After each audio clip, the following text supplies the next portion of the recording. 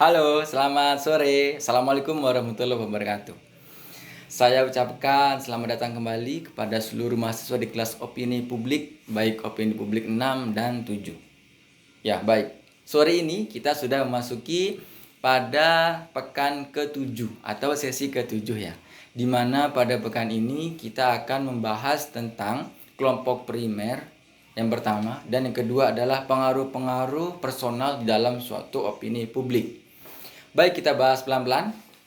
Yang pertama adalah kelompok primer. Sebelum kita memahami apa itu kelompok primer, kita perlu memahami bagaimana karakter-karakter dasar yang ada di dalam manusia.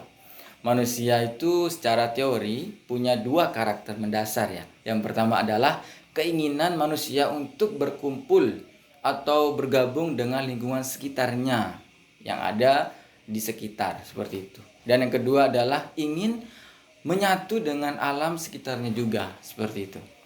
Dari dua faktor atau dua karakter dasar inilah yang membuat manusia saling berkomunikasi, saling berinteraksi antara satu dan yang lain, seperti itu.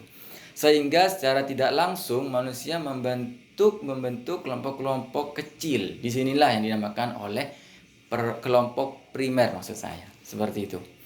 Ya, di dalam kelompok primer ada 3 sifat ya, sebetulnya yang harus kita pahami dengan baik. Yang pertama adalah secara fisik, kelompok primer ini antara anggota-anggotanya sangat dekat sekali. Karakter emosionalnya, kemudian sifatnya itu sangat dekat. Dan yang kedua adalah secara kuantitas tidak terlalu banyak kelompok primer ini. Paling 5-10 ya.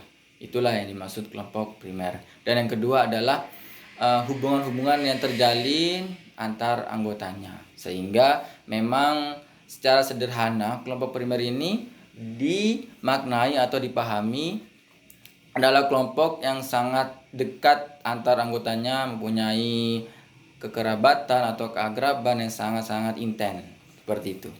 Baik, pembahasan yang kedua adalah tentang pengaruh personal di dalam suatu opini publik. Kita perlu pahami ini dengan sangat baik ya. Jadi begini, sebelum opini publik itu muncul atau berkembang, opini publik biasanya atau lebih sering muncul dari kelompok-kelompok manusia. Ya, kita anggap saja kelompok primer seperti yang sudah kita bahas barusan. Nah, dari kelompok-kelompok ini sebetulnya opini-opini yang muncul dari tiap kelompok ini itu bermula dari personal-personal yang ada di dalam kelompoknya, seperti itu. Jadi opini-opini yang berkembang pesat itu sebetulnya adalah dari anggota-anggota kelompoknya yang mendapatkan persetujuan bersama oleh seluruh anggota kelompok, seperti itu. Ya, jadi secara sederhana pengaruhnya sangat besar personal di dalam opini publik, karena mau tidak mau suatu opini publik itu pasti berasal dari personal-personal yang ada di dalam kelompoknya, seperti itu. Akan tetapi pendapat atau opini yang dari personal ini telah memperoleh persetujuan dari seluruh anggota kelompok, seperti itu. Sehingga itu akan muncul menjadi opini publik yang kuat dan diakui oleh seluruh anggota kelompok, seperti itu ya.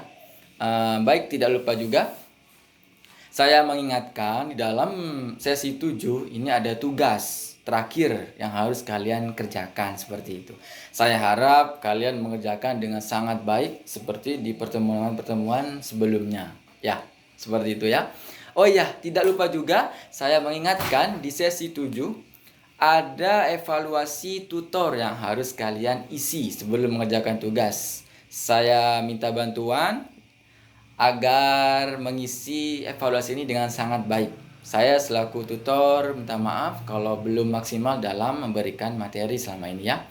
Semoga kita bisa bertemu kembali di mata kuliah yang berbeda, di semester yang berbeda. Baik, terima kasih. Saya mohon kerjasamanya dalam mengerjakan tugas dan mengisi evaluasi tutor. Terima kasih, semoga Allah membalas semua kebaikan para mahasiswa.